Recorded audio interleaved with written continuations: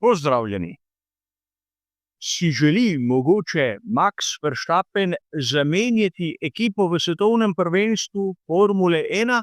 Na to in še marsikatero drugo, upam, da zanimivo vprašanje, bom skušal podati odgovor kot običajno v naslednjih minutah.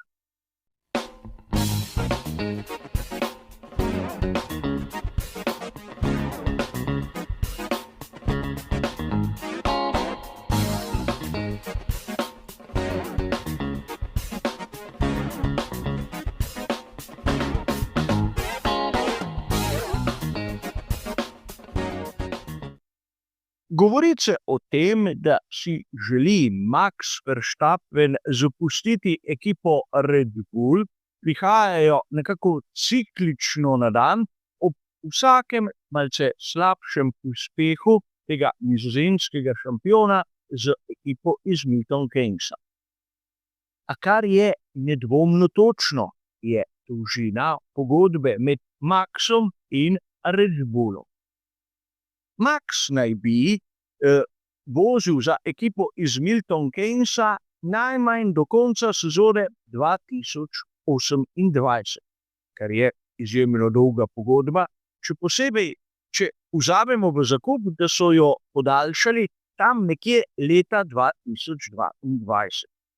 Vse zato, da bi takrat prepričali Porsche k sodelovanju pri izgradnji pogonskega sklopa Red Bull Powertrains.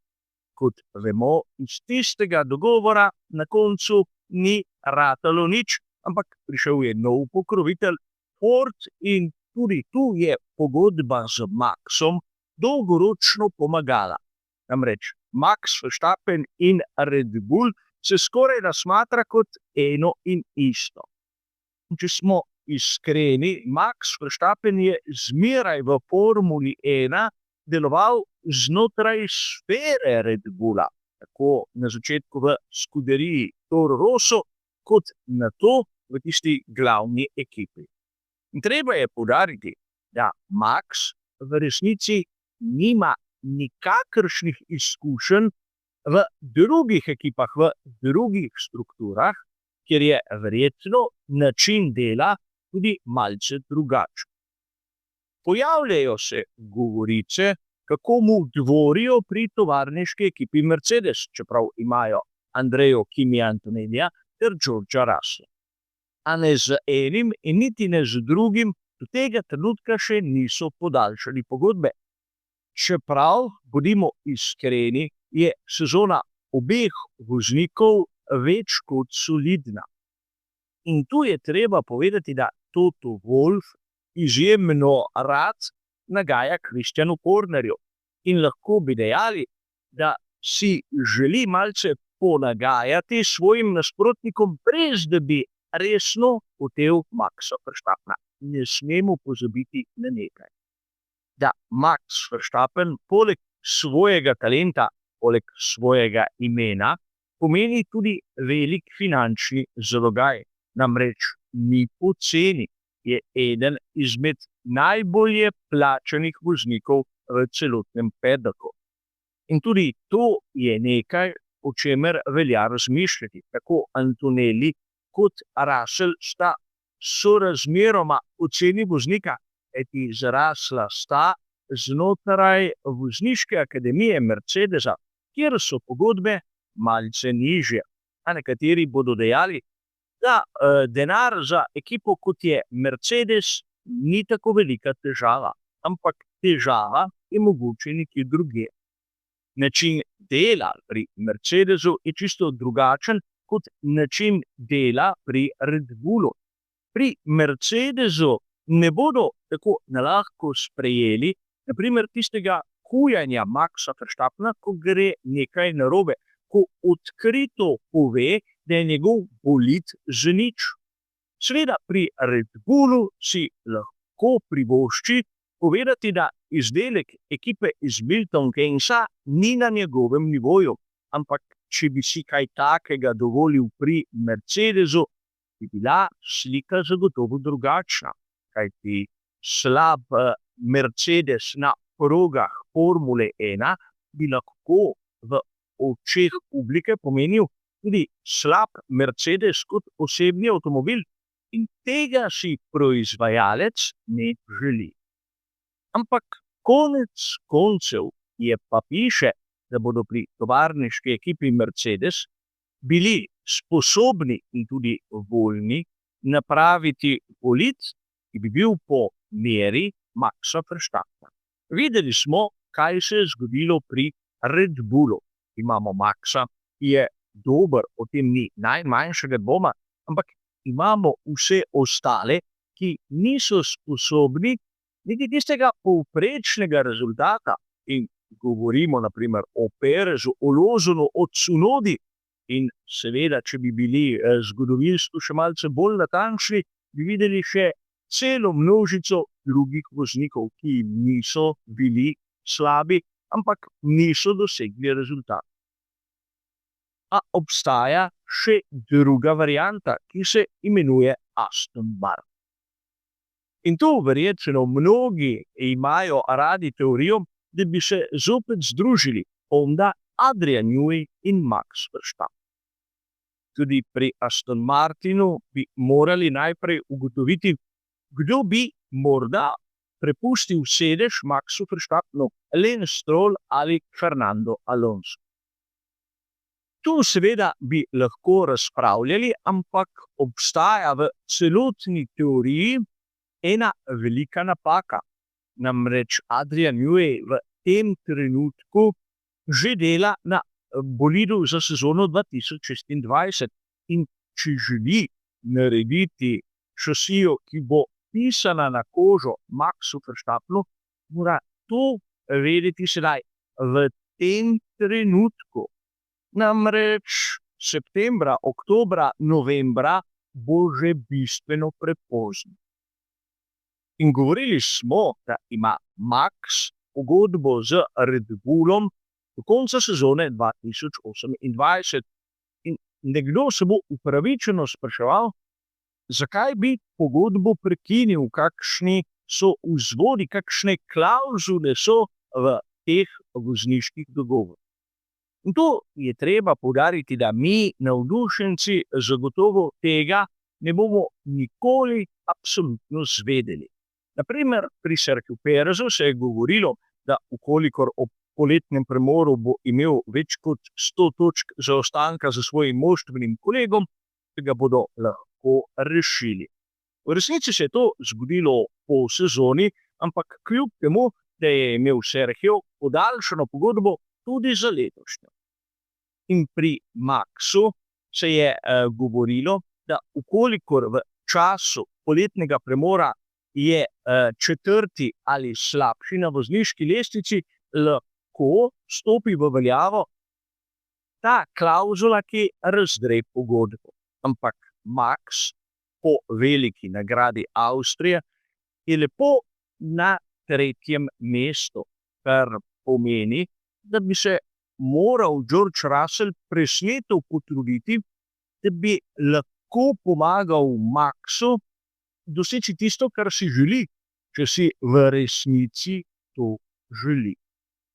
Ampak to so samo špekulacije, kajti mi ne vemo, kje je resnica. Mogoče za Maxa Verstappena je pomembno, kakšen je Red Bull na lestvici konstruktorjev. Ne vemo. Dal sem samo primer, v katerim se je pisalo pred podpisom te zadnje pogodbe z Maxom Verstappenom. Ampak obstajajo še mnoge druge teorije, ki so po mojem zanimive in o katerih nihče ni pisal absolutno nič. Verjamem, da mnogi izmed vas ste slišali za Franza Herrmanna. Psevdonim, ki si ga je izmislil Max Verstappen, ko je preizkušal Ferrarija GT3 v praktično svoj lastni ekipi.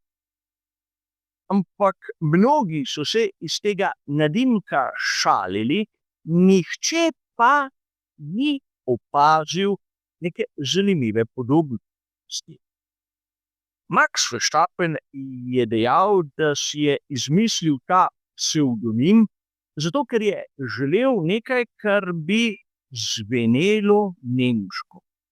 Ampak po drugi strani, če se je Max Verstappen izmislil Franza Hermana, bi vas rad vprašal, če ste kdaj vi slišali za Hansa Hermana. Verjamem, da mlajši navdušenci Formule 1 zagotovo ne. Ampak, če me spomin ne vara, je Hans Herman zadnji še živeči voznik iz tistega zlatega obdobja tovarniške ekipe Mercedes v 50-ih letih. Zagotovo je zadnji, ki je bil na zmagovalnem odru.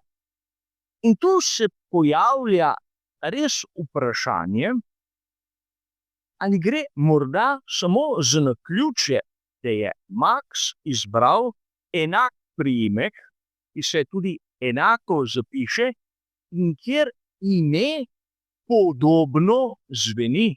Franz, Hans, ne vem. Gre zopet za neko špekulacijo, ki morda sploh nima nobene vsebine, nobenega oprijemljivega dejstva na samem dnu. Mogoče res si je Max to ime izbral tako naključno. Ampak treba je tu razmisliti, ukolikor bo Max Verstappen iz Red Bulla odšel v Mercedes, kdo mu bo naredil prostor. Andrea Kimi Antonelli ali George Russell. Če bi bil jaz na mestu Tota Wolffa, ne bi silil v menjavo voznikov, kajti njegova zasedba, vsaj dolgoročno, je enkratna. Kaj pa pri Aston Martinu? Seveda, mnogi bi dejali, da Lance Stroll je tisti, ki bi moral prepustiti Maxu Verstappenu mesto. Tudi Fernando Alonso je blizu upokojitve. Torej, ukolikor bi Maxa dali na mesto Lancea Strolla, bi praktično takoj zatem morali iskati drugega dobrega voznika, kar pa spet ni tako enostavno. In tretja točka je najbolj pomembna.